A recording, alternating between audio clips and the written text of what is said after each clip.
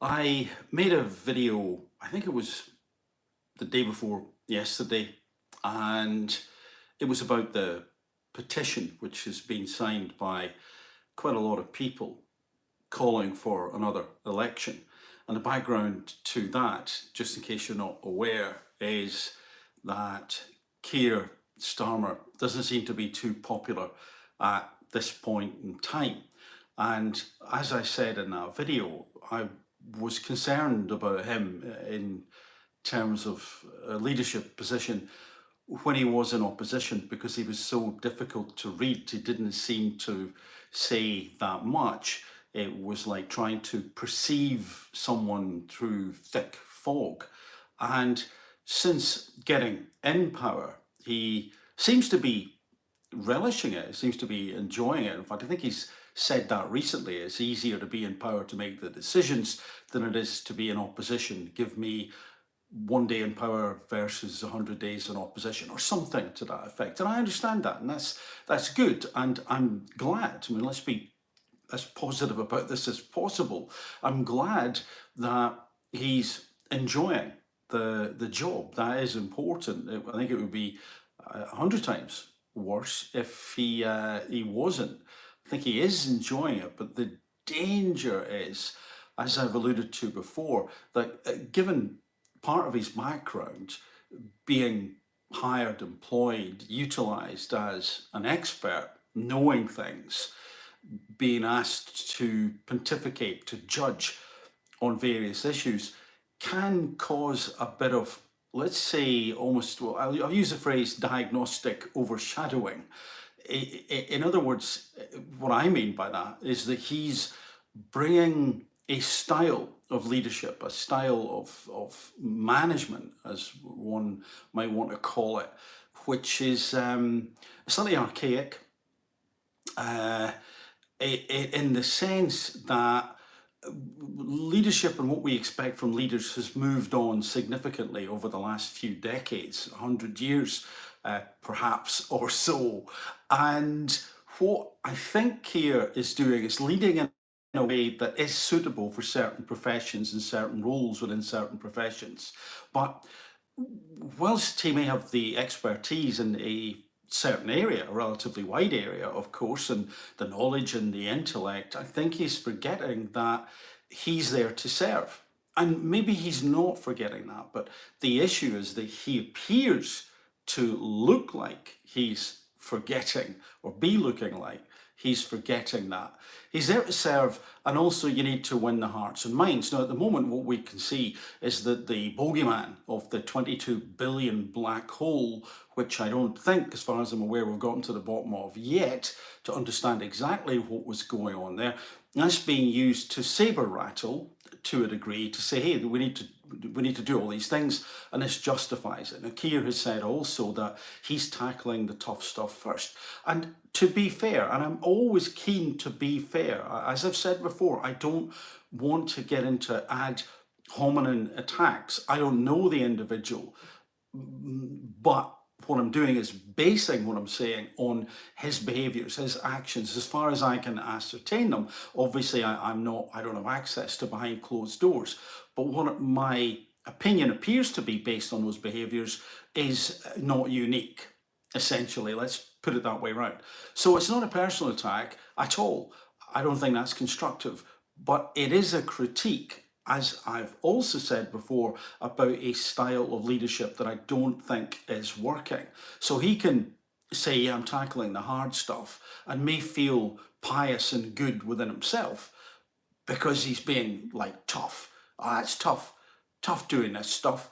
But actually, unfortunately, I suppose the flavour that a lot of people have gotten off the Labour government so far is that they're hypocrites. All this baying and wailing and screaming at the Tories about gifts, etc., etc., etc., and cronyism, well, that appears to have been going on with the Labour Party. So setting themselves up in this holier than now way, and then being exposed as being at least as bad as the Tories, has left a bitter taste, and that's only one thing. So doing the tough stuff and making it harder for people like the farmers, like the pensioners, I think is pretty difficult to swallow in terms of that bitter pill. And what I want to do is to read you something from a headline. Now, bear in mind, this is a headline from a newspaper, so this is what they're saying. Specifically, the Daily Express. So I can't put it up on screen, unfortunately, the way I've got this set up here. But from the Express, the headline is "Forked Tongue Hypocrisy. Keir Starmer sparks fury with 6-word comment about police." And essentially, this row that the Express is referring to is about free speech. So it says, subtitle, PM blasted after saying he wants forces to focus on fighting offending, just as the increased recording of non-crime hate incidents targets free speech. Let me expand on that further. So the hypocrisy is about him claiming he wants police chiefs to focus on cutting crime rather than scouring social media. Now, I couldn't agree more. I mean, as I've also said, and I'm not alone, I don't think this is a particularly contentious point. I, and most of us, don't want people out there in person and or online inciting hatred and violence. We don't want that, and there are laws against it anyway. But this scouring social media is the sense at the moment from a lot of people that what they're doing online is being paid more attention to than what is happening on the streets, where there is in certain areas and situations clear and present danger. And because some of the legislation around what is acceptable or not to be posted online is woolly, then that can take time and it can take resource. And I'm not saying it shouldn't be looked at, but it's where is the weighting? And I think that's the issue that a lot of people have with this. And indeed, how severely some people seem to have been punished because of posting things and then deleting and doing things in the heat of the moment. And we have to ask ourselves, yes, if there is a material difference out there, a material negative difference in the sense that someone is threatened or heaven forfend, attacked because of what's written online, then that has to be dealt with. Of course it should.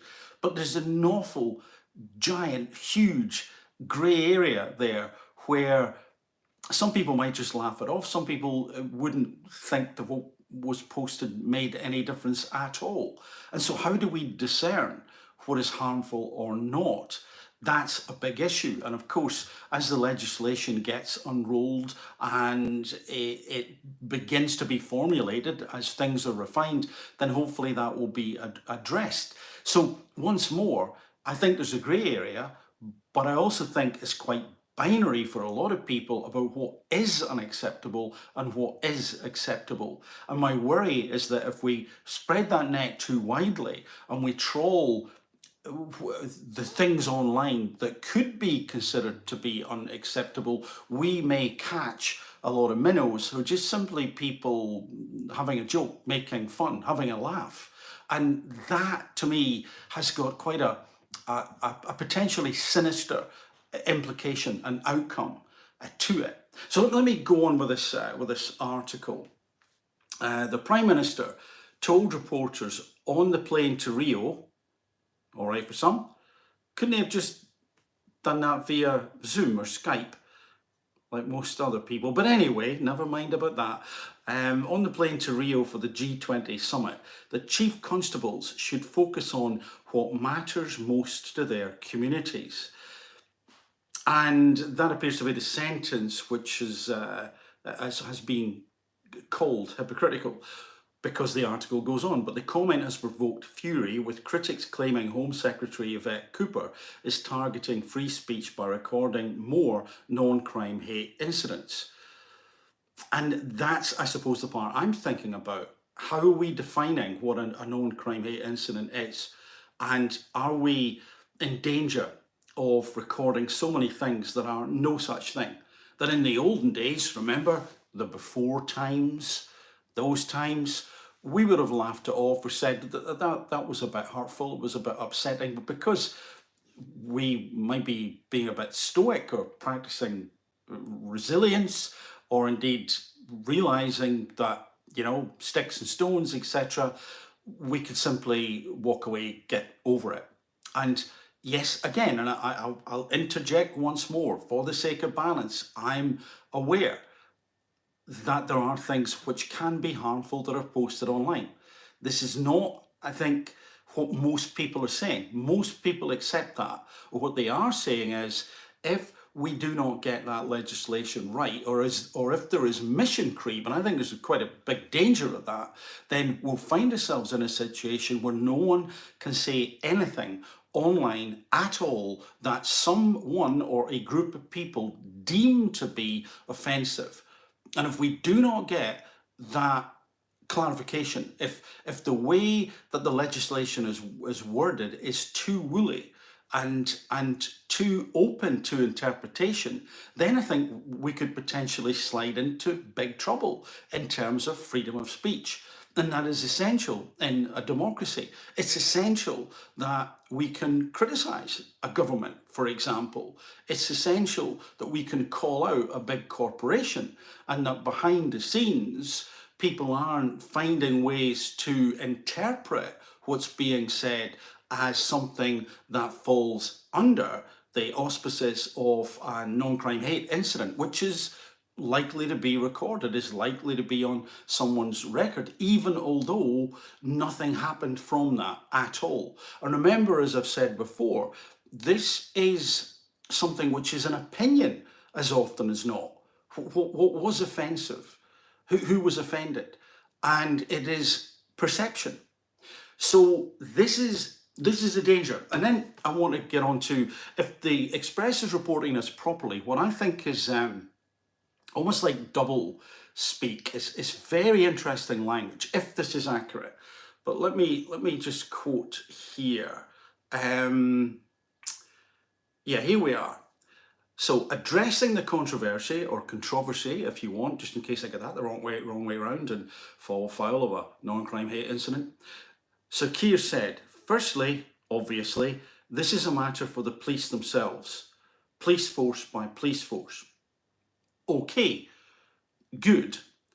So they can make the decisions and will obviously be held to account for those decisions. So the Prime Minister is saying it's a matter for the police force by police force. You interpret this the way that you want, make your decisions, and then you'll be held to account for those decisions. So if the criteria is not clear, then the police themselves could be in a position where they're held to account for something that is deemed to be wrong, that they were doing in good faith because they thought that that was how they should interpret the particular law stroke guideline from the government. So that's a little bit potentially sneaky, isn't it? But perhaps the Express is misquoting. And then it goes on, the article, there is a review going on of this particular aspect, but I think as a general principle, the police should concentrate on what matters most to their communities. That, my friends, should be etched in stone somewhere and kept under lock and key, cameras, security, guards around it. I'll read it again. There is a review going on of this particular aspect, but I think that as a general principle, again, a little bit slippery, some room for manoeuvre there, the police should concentrate on what matters most to their communities. So if we have communities who are saying, yeah, look, there's a lot of stuff online, it's deeply offensive, it's affecting my children, it's affecting my family, it's affecting my mental health, then the police, of course, should do something about that. Of course they should. Again, most people would not be in opposition to that thought. But then, if the community is saying, do you know what, we're sick of the violence on the streets, of the crime, of the shoplifting, we are appalled at how some gangs are running riot. And, in fact, burglaries. Let's add that in as well. So where's the resource going to go? Because if we take what Keir is saying there, if that quote is correct, as a general principle, then it should be fine to divert that resource that may or may not be, I couldn't possibly say, focused on what is happening online and put it towards in-person, concrete things that are actually happening on the street, if that's what the communities want.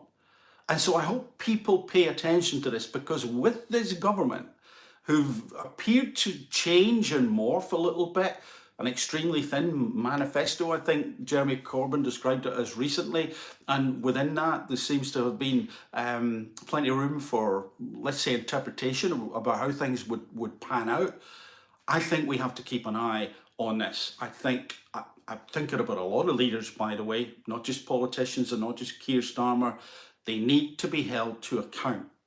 The higher the office, let's put it that way around, the more power someone wields, the more eyes need to be upon them, the panopticon, in essence, and the more accountable and transparent they need to be. Again, the £22 billion black hole.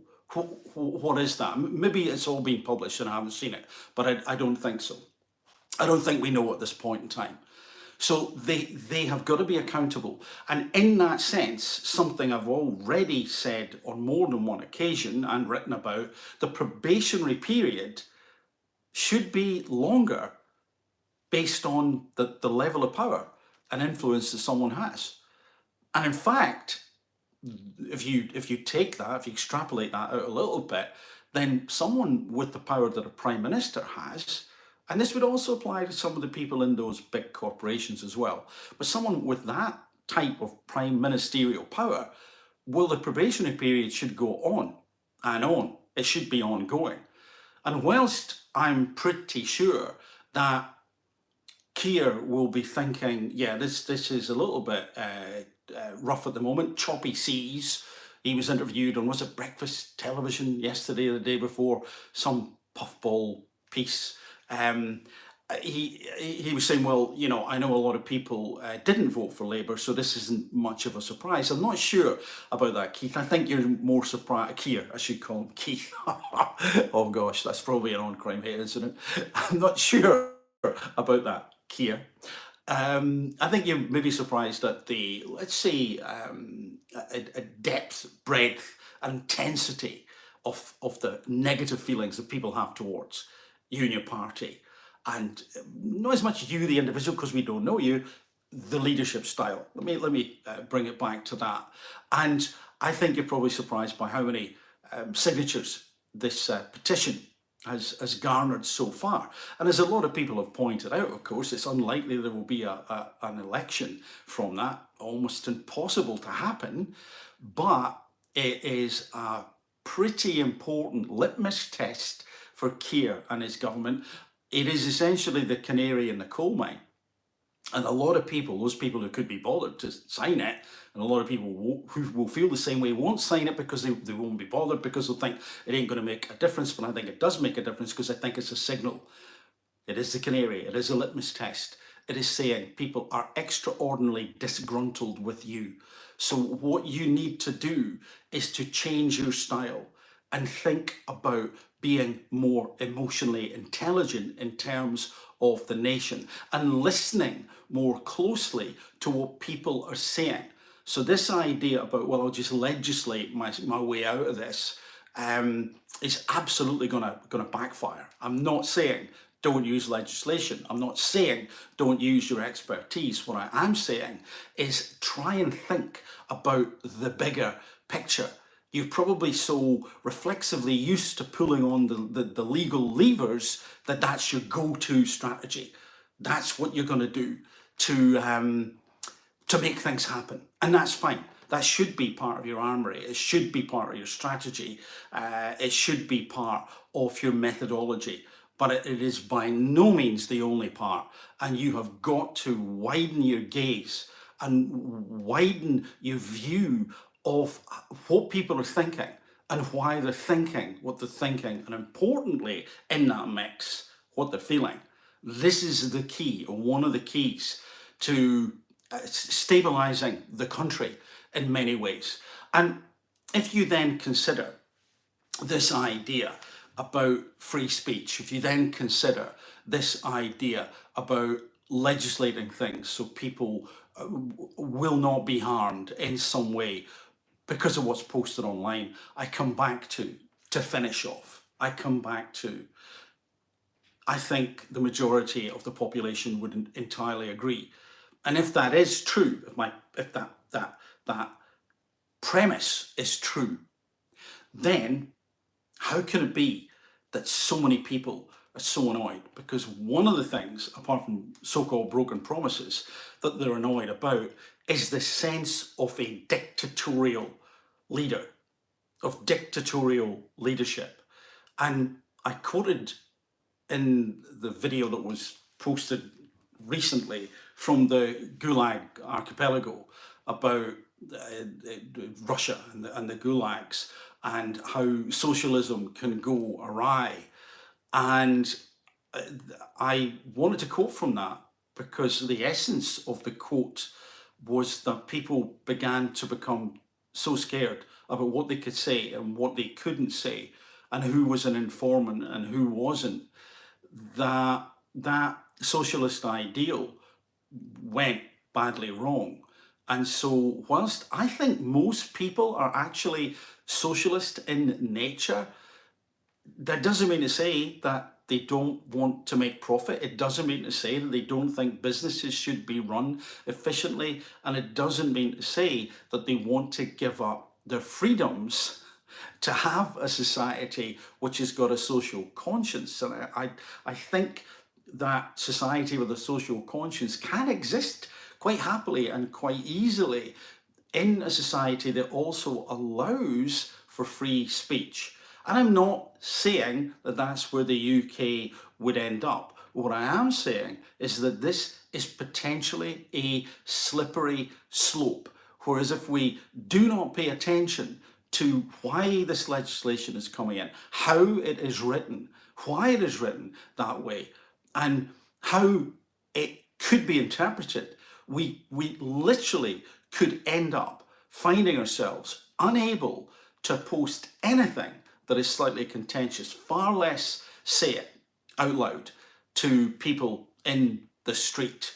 And in fact, in some ways, we're kind of far closer to that than we were, let's say 5 years ago, certainly 10 years ago. So, Keir, I think you need to really pay attention to this. My fear, Keir, bit of rhyming, is that you may think that the way to govern and lead is to shut down dissent. Is that true? To quote Lana Del Rey, I'm not going to try and sing it, but is that true? Is that your modus operandi ultimately? Is that what this is? Is it you saying, just shut up and do as I say, because I know what I'm doing, and I'm going to head to Davos and talk with the real important people, and you just stay where you are, and I'll watch a football match from the royal box or whatever it's called, and look like one of the guys, and probably actually feel like one of the guys. You're not. You're not, by nature of your position. And you and your government are looking more and more elite and out of touch by the day. So show that you are one of the people, one of the lads, one of the guys, one of the, let's say, ordinary folks in the population. Show that your dad was a toolmaker by changing your style and by changing your behaviours. Stop trying to legislate everything to the nth degree and consider how this population could begin to feel confident moving forward, and also how this population could begin to feel that everyone belongs, not just certain groups. Everyone needs protected. I'll say no more than that and leave you to think about it. Anyway, I hope you enjoyed that if you were tuning in. Let me try and switch this off for the moment from me. Bye for now.